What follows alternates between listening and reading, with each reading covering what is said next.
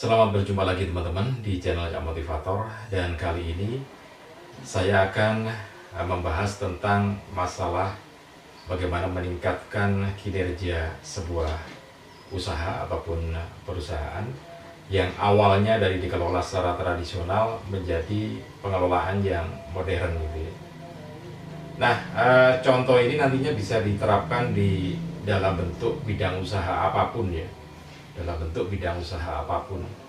Kalau di tempat Anda karyawannya mungkin masih 10, 20 gitu ya.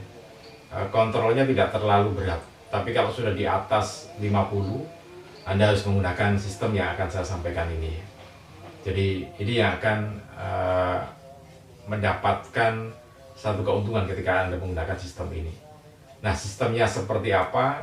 Jangan skip. Simak terus sampai habis supaya Anda bisa mendapatkan ilmunya. Dan jangan lupa juga untuk Anda yang baru saja bergabung, silakan subscribe terlebih dahulu dan tekan tombol loncengnya karena tidak ada ruginya. Justru Anda untung karena setiap kali nanti Cak Motivator ini mengupdate informasi atau video, maka Anda akan mendapatkan notifikasi pemberitahuan ada ilmu baru di sini gitu ya. Nah, jangan lupa juga share video ini ke teman-teman Anda, ke kolega Anda, ataupun ya ke komunitas Anda di Facebook maupun di WhatsApp. Oke, kita segera mulai tentang bagaimana cara mengelola usaha atau bisnis supaya bisa untung berlipat. Teman-teman, yang akan saya ceritakan ini adalah kisah nyata ketika saya diminta untuk mengkonsultani sumber daya manusia di salah satu perusahaan kertas, perusahaan percetakan dan packaging ya. Jadi begini ceritanya.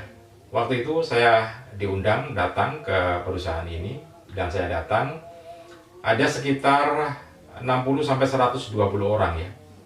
Yang 60 itu sudah pasti, yang 120 orang itu jumlahnya akan naik turun gitu ya, menyesuaikan kondisi proyek yang didapatkan. Nah, yang menarik teman-teman, ada 120 orang di situ, kemudian jumlah mesin yang dipakai itu ada sekitar 20 sampai 30 mesin produksi yang dipakai. Tetapi tidak ada struktur organisasi, tidak ada aturan-aturan yang jelas untuk bekerja gitu ya. Aturan perusahaan tidak ada, peraturan perusahaan tidak ada, kemudian juga SOP juga tidak ada, struktur organisasi juga tidak ada sama sekali gitu. Jadi yang ada di sana itu adalah 4 orang yang bekerja sebagai admin, kemudian 2 orang ya sebagai apa ya nggak jelas juga, tapi dikhususkan untuk mengurus produksi. Ada 2 orang di situ. Nah, struktur organisasi, laporan pertanggungjawaban juga tidak ada. Nah, saya sempat heran juga bagaimana bisa berjalan gitu ya. Maksud saya kok bisa jalan tanpa ada garis perintah, garis komando itu. Nah, belakangan hari saya ketahui ternyata ada banyak permasalahan di situ.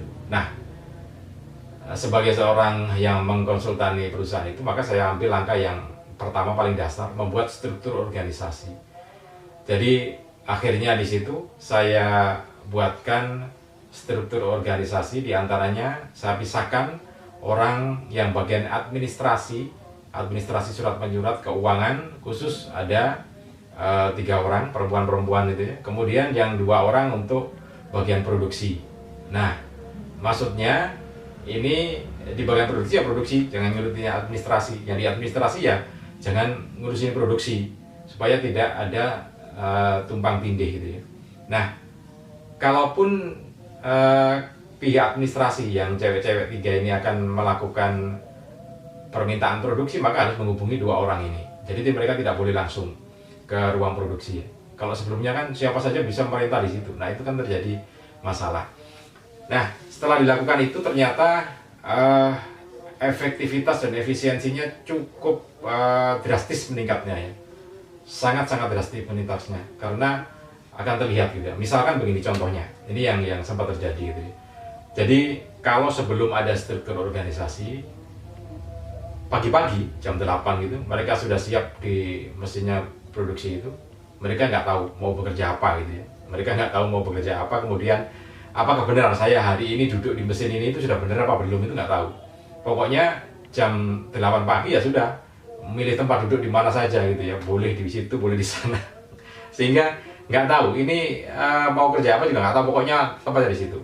Nah tapi setelah kita buat struktur organisasi, akhirnya mereka tahu, karena di mesin itu ada ketuanya sekarang. Jadi satu mesin misalkan yang dipegang oleh 12 orang, maka di situ ada ketuanya dan ada anggotanya. Sudah diatur bahwa si A, si B, si C sampai 12 orang itu pagi mesti duduk di situ gitu ya.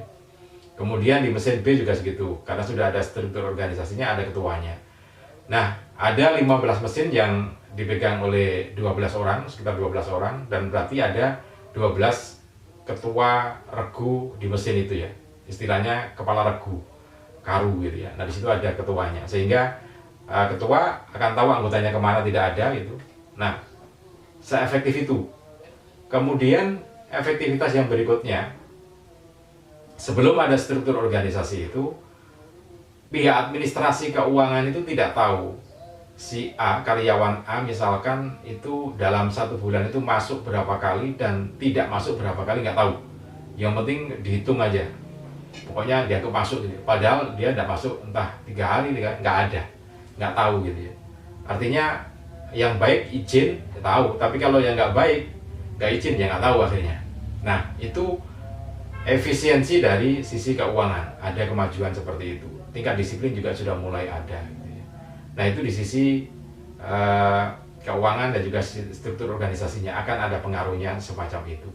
Nah yang berikutnya teman-teman, ini juga sangat menarik, karena ketika jam lembur, jadi perusahaan ini hampir tiap hari ada lembur karena proyeknya padat sekali gitu ya. Nah sebelum ada struktur organisasi, maka perusahaan ini ketika akan jam lembur, jadi karyawan itu duduk semuanya sudah, kemudian nggak tahu mau ngerjain apa, sama kayak pagi gitu ya. Nah nanti ada orang yang mengatakan, dari yang dianggap mereka administrasi itu mengatakan mengerjakan produk A gitu. Ngambil, tiba-tiba ada datang orang lagi yang mengatakan produk B, bingung jadinya. Sehingga tidak ada satu kesatuan perintah, yang ada adalah dualisme pimpinan itu. Bukan dualisme tapi banyak itu, siapa yang merintah waktu itu gitu. Karena kan ada beberapa orang yang dianggap mereka dituakan di situ, yaitu yang diikuti, tapi strukturnya nggak ada.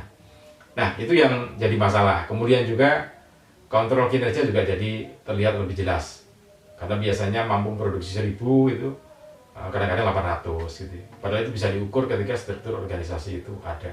Nah teman-teman, dari satu langkah saja pembuatan struktur organisasi sudah nampak efisiensinya dan efektivitasnya. Artinya ini keuntungan yang bisa berlipat ganda. Kalau semuanya sudah beres di produksi, di SDM, maka pemilik atau owner bisa dengan nyaman, dengan tenang memasarkan produknya gitu. Karena semuanya terhandle yang di belakang ini. Nah itu yang jadi jadi masalah ketika perusahaan ingin maju tapi tidak tahu di belakangnya seperti apa, kondisi karyawannya seperti apa. Karena itu yang penting adalah satu, struktur organisasi harus dibuat terlebih dahulu. Nah yang lainnya juga akan menyusul. Kemudian juga ada SOP, ada peraturan perusahaan juga harus dibuat. Nanti akan saya sampaikan di sesi yang lainnya. Paling tidak ini satu ilmu tersendiri yang bisa Anda manfaatkan, bisa Anda terapkan di tempat usaha Anda, apapun usahanya, sehingga bisa terjadi efektivitas dan efisiensi kinerja karyawan. Oke, mudah-mudahan bisa bermanfaat untuk Anda. Salam dan sukses selalu untuk Anda.